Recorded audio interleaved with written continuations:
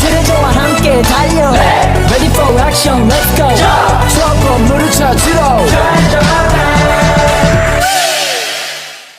Assalamualaikum warahmatullahi wabarakatuh. Selamat pagi teman-teman semuanya. Kami dari kelompok 9 izin memaparkan materi presentasi pada mata kuliah Bahasa Indonesia mengenai kutipan dan sistem rujukan. Perkenalkan, nama saya Rahma Latifah Sukma Wiryawan dengan NIM 12221306. Perkenalkan, nama saya Nadia Siruni Saulia dengan NIM 1221383. Perkenalkan, nama saya Farihatunisa dengan NIM 12221356. Perkenalkan, nama saya Siti Patonah dengan NIM 1221229.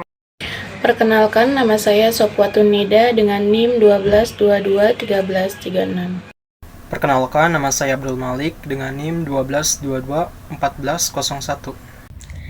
Baik, langsung saja ke materi yang pertama yang akan disampaikan oleh saya sendiri, yaitu pengertian kutipan. Kutipan adalah mengambil kalimat, gagasan, atau pendapat dari sumber tertentu yang dimasukkan ke dalam karya tulis kita. Sedangkan rujukan adalah cara kita untuk mendapatkan sumber informasi dari kutipan tersebut, agar pembaca dapat mengetahui asalnya secara jelas dan akurat.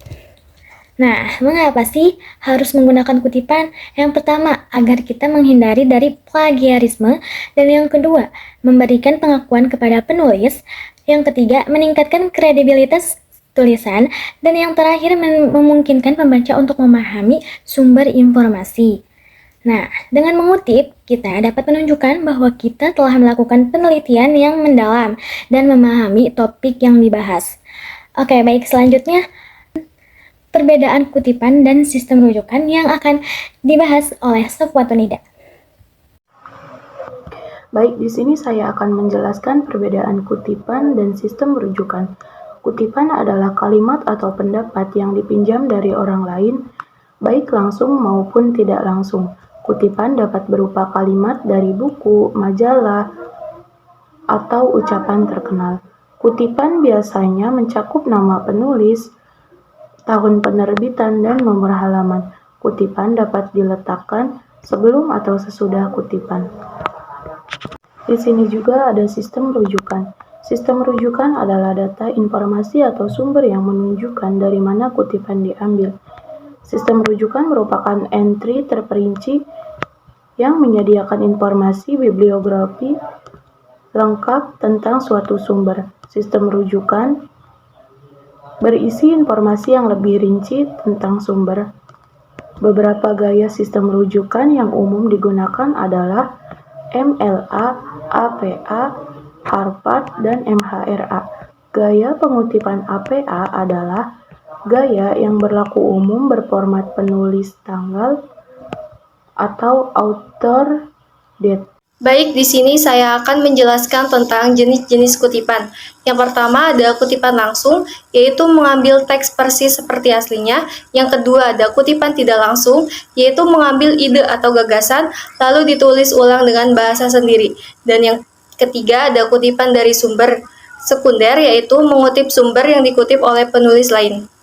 Selanjutnya di sini saya akan menjelaskan tentang contoh kutipan. Yang pertama ada kutipan langsung, tanda kutip, ilmu pengetahuan adalah kunci untuk memahami dunia, tanda kutip, buka kurung, John Doe 2020, tutup kurung. Yang kedua ada kutipan tidak langsung, menurut John Doe, buka kurung 2020, tutup kurung, ilmu pengetahuan sangat penting untuk memahami dunia. Yang ketiga ada kutipan dari sumber sekunder, tanda kutip, menurut penelitian Jonas dan Merton tahun 1994 terhadap makalah ilmiah, buka kurung, sebagaimana dikutip dalam Smith 2021, tutup kurung, tanda kutip. Saya akan menyampaikan fungsi dari kutipan, yaitu ada 3 hal. Yang pertama, menguatkan argumentasi yang disampaikan. Yang kedua, menyediakan bukti konkret untuk mendukung pendapat. Yang ketiga, menghormati kekayaan intelektual pengarang asli. Baik, di sini saya akan melanjutkan materi selanjutnya, yaitu kutipan langsung dan tidak langsung. Kutipan langsung adalah pengambilan secara utuh kalimat dari sumber asli tanpa mengubah susunan kata. Namun meskipun diambil langsung, ada beberapa ciri khas yang perlu diperhatikan. Yaitu yang pertama, kutipan langsung mengalami suatu perubahan yang jelas pada kalimat teks yang dikutip. Artinya, dalam proses penulisan, bisa saja terjadi penyesuaian tata letak atau format agar sesuai dengan struktur tulisan kita, tanpa mengubah isi kutipan. Yang kedua, meskipun ada perubahan bentuk, ide, pikiran, atau pendapat yang dikutip, tidak mengalami perubahan. Jadi makna aslinya tetap harus dipertahankan. Ketiga, kutipan langsung dijabarkan sesuai pemahaman penulis terhadap teori atau kalimat yang ingin dikutip. Artinya, penulis bisa menyisipkan penjelasan sebelum atau sesudah kutipan, namun tetap menjaga keaslian kutipan itu sendiri. Dan yang terakhir, tidak ada nomor kutipan tanpa tanda petik 2 di akhir kalimat. Ini berarti, dalam kutipan langsung, tanda petik 2 harus tetap digunakan untuk menandai bahwa kalimat tersebut benar-benar diambil dari sumber asli secara langsung. Selanjutnya, saya akan menjelaskan mengenai ciri-ciri kutipan tidak langsung. Berbeda dengan kutipan langsung, kutipan tidak langsung adalah kutipan yang disampaikan dengan menggunakan kata-kata penulis sendiri, namun tetap merujuk pada ide atau pendapat dari sumber aslinya. Ada beberapa ciri penting dari kutipan tidak langsung yang perlu kita perhatikan, yaitu yang pertama, kutipan tidak langsung diintegrasikan dengan teks, artinya kutipan ini menyatu dengan tulisan kita, bukan berdiri sendiri seperti kutipan langsung. Yang kedua, kutipan ini tidak diapit oleh tanda kutip 2. Karena tidak mengutip secara kata per kata, maka tanda kutip tidak digunakan di dalamnya. Dan yang ketiga, meskipun ditulis ulang dengan bahasa sendiri, kutipan tidak langsung tetap harus menyertakan sumber kutipan. Ini penting untuk menjaga etika akademik dan menghindari plagiarisme. Berikutnya, saya akan menjelaskan mengenai pengertian dari sistem rujukan. Sistem rujukan adalah tata cara atau metode yang digunakan untuk mencantumkan sumber informasi dalam sebuah karya tulis ilmiah. Contohnya kita temukan pada makalah, skripsi, tesis, artikel, jurnal, maupun buku. Sistem ini bertujuan untuk memberikan penghargaan kepada penulis asli, serta memudahkan pembaca dalam melacak sumber informasi yang digunakan. Dengan adanya sistem rujukan yang baik dan benar, karya tulis menjadi lebih kredibel dan dapat dipertanggungjawabkan secara akademik. Rujukan itu terbagi menjadi 5. Yang pertama yaitu APA, American Physiological Association. Untuk yang kedua yaitu MLA, Modern Language Association. Untuk yang ketiga itu ada Chicago, yang keempat Harvard, dan untuk yang kelima itu Vancouver. Contoh sistem rujukan yang pertama yaitu ada APA. APA yaitu American Physiological Association. Mandela N. tahun 2003, The Power of Education, Capstone Ubuntu Press.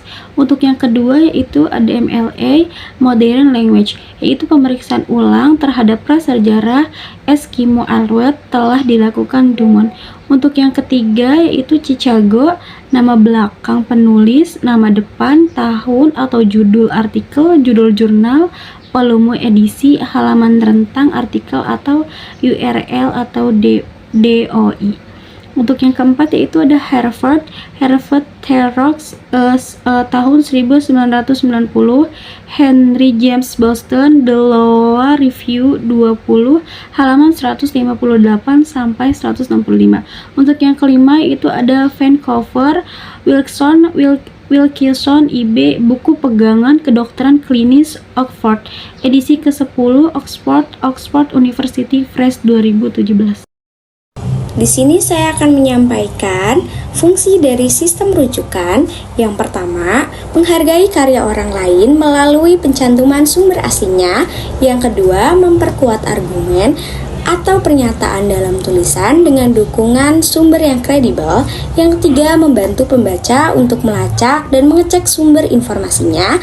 Yang keempat, meningkatkan integritas akademik dari suatu karya tulis. Yang kelima, mencegah plagiarisme yang merupakan pelanggaran serius dalam dunia akademik. Di sini saya akan menyampaikan 3 ciri-ciri sistem rujukan. Yang pertama, terstruktur dan baku. Yang kedua, memiliki format tertentu yang jelas. Yang ketiga, memberikan informasi yang lengkap tentang sumbernya dan dapat dipertanggungjawabkan. Jadi kesimpulannya, kutipan dan sistem rujukan adalah bagian penting dalam penulisan ilmiah. Keduanya saling melengkapi untuk menjaga integritas dan kredibilitas karya tulis. Gunakan dengan benar agar karya kita terpercaya dan terbebas dari plagiarisme.